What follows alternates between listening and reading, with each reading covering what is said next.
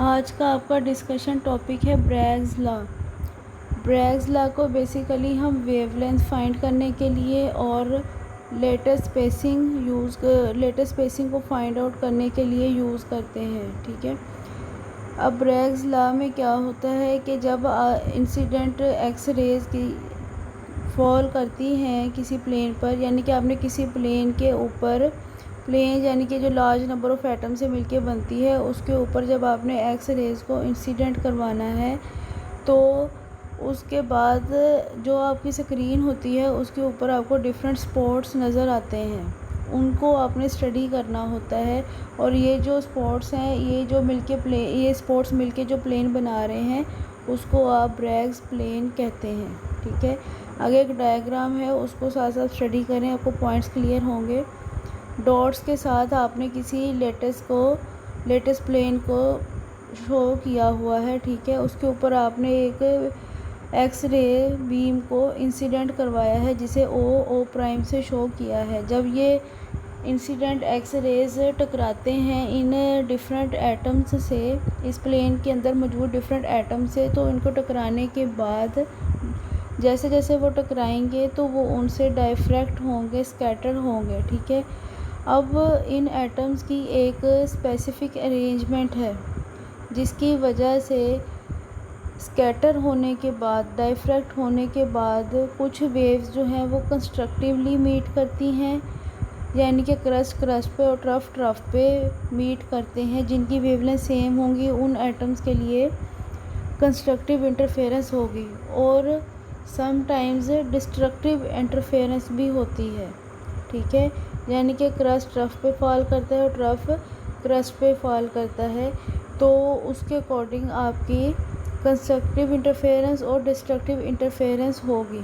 ठीक है, तो ये सारा मैथमेटिकली लिखा हुआ है। कंस्ट्रक्टिव इंटरफेरेंस के लिए आपको पता है कि एक कंडीशन फुलफ़िल होना ज़रूरी है कि ये जो आपकी वेवलेंथ होती है जिसको हम लैम्डा से शो करते हैं, ये हमारे पास इंटीग्रल मल्टीपल होना चाहिए। ठीक है, कंस्ट्रक्टिव इंटरफेरेंस के लिए जो पाथ डिफरेंस होता है वो इक्वल होना चाहिए इंटीग्रल मल्टीपल ऑफ वेवलेंथ के। ठीक है, यानी कि ये आपके पास कंडीशन होती है 2d sin theta is equal to n lambda. ये आपके पास इक्वेशन जो है 2d sin theta is equal to n lambda, ये आपके पास ब्रैग्स लॉ कहलाता है। d जो है वो इंटरप्लेनर स्पेसिंग है। ठीक है, जैसा कि पीछे डायग्राम्स में दिखाया हुआ है कि दो एटम्स की जो दो रोज़ के दरमियान में जो डिस्टेंस है उसको आपने d से शो करना है। ठीक है, तो ये आपके पास इक्वल होना चाहिए इंटीग्रल मल्टीपल ऑफ वेवलेंथ के लिए। अगर ये इंटीग्रल मल्टीपल ऑफ वेवलेंथ के इक्वल होगा तो आपके पास कंस्ट्रक्टिव इंटरफेरेंस होगी। ठीक है, अब अगर हम यहाँ से वेवलेंथ की मिनिमम वैल्यू फाइंड आउट करना चाहते हैं तो हम उसके लिए ये फॉलोइंग प्रोसीजर अडॉप्ट करेंगे। साइन थीटा की वैल्यू मैक्सिमम कितनी होती है 1।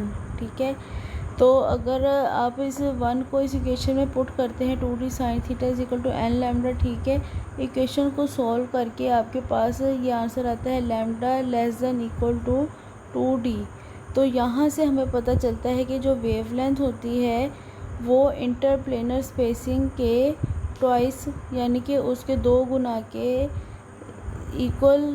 गुना से ज़्यादा नहीं होनी चाहिए। अगर जो ऊपर आपकी एक्स रेज फॉल कर रही हैं उनकी वेवलेंथ इंटरप्लेनर स्पेसिंग के 2 गुना से ज़्यादा होंगी तो आपके पास डाइफ्रैक्शन भी अकर नहीं होगी।